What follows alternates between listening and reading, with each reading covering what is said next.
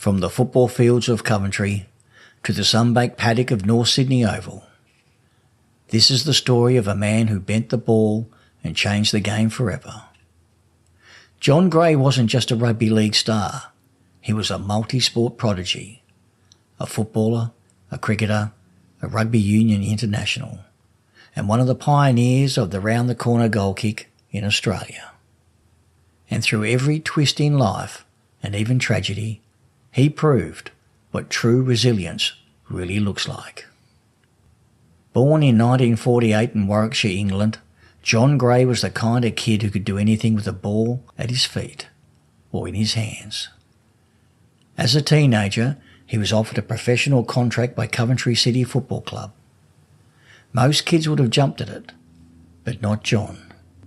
"I wanted to finish my A-levels first," he said later, a decision that summed him up perfectly.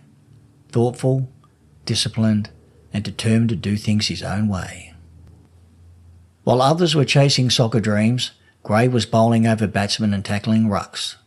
He played first-class cricket for Warwickshire, taking 5 wickets on debut in 1968, while at the same time starring as a rugby union hooker for Coventry Rugby Football Club. By 1973, he'd even represented England in Rugby Sevens, touring the Far East. A gifted cricketer, a classy footballer, a hard-nosed hooker. Few athletes in British sport could match that resume. Then came the turning point. In 1973, Gray switched codes to rugby league, signing with Wigan.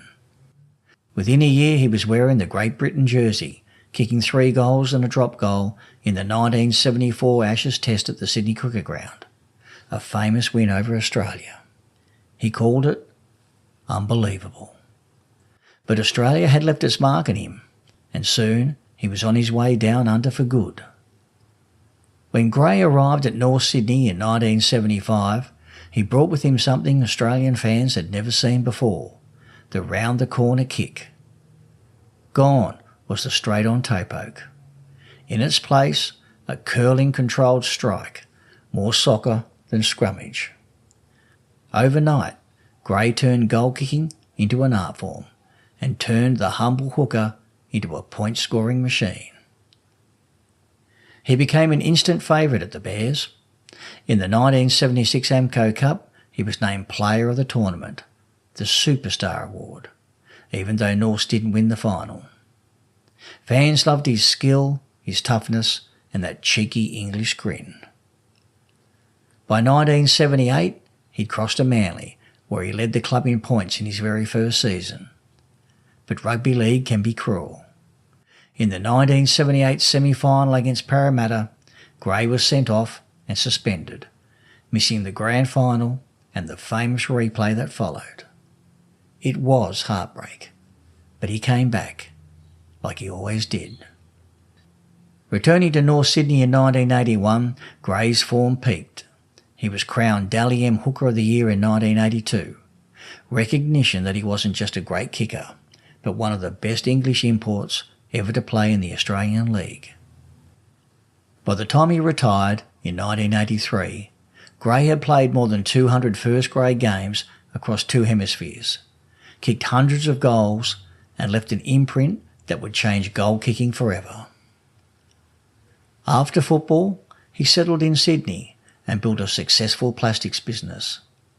But in 2001, tragedy struck. A fall on a set of stairs left him paralysed at age 52. Doctors weren't sure he'd walk again. But John Gray? He wasn't done fighting. Through sheer willpower and months of rehab, he regained the ability to walk, slowly, carefully, but with that same quiet determination that defined him on the field. In 2006, he was named on the bench in North Sydney's Team of the Century. And in 2021, the Bears made him a life member, a fitting tribute to the man who gave their colours so much pride.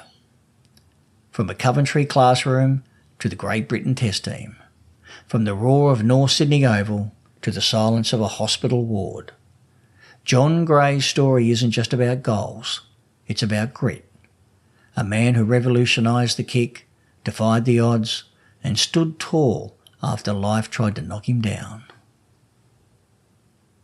If you love stories of courage, skill and heart, make sure to subscribe to the Sportzologist and explore more tales inside the Rugby League Legends Vault. Because legends never truly fade.